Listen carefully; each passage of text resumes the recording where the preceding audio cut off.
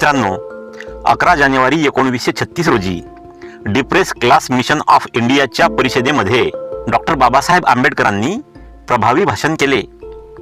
11 जानेवारी 1950 रोजी परळ, मुंबई येथे schedule caste फेडरेशनची मोठी सभा संपन्न झाली.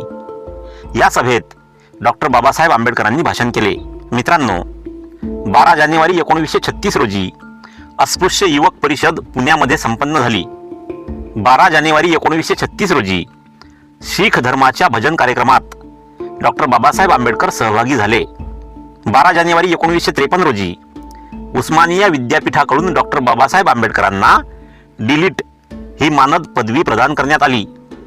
12 जानेवारी 1939 रोजी जय भीम या अभिवादनाचे जनक म्हणजे बाबू हरदास यलयन यांचा वयाच्या 35व्या वर्षी क्षयरोगाने मृत्यू झाला.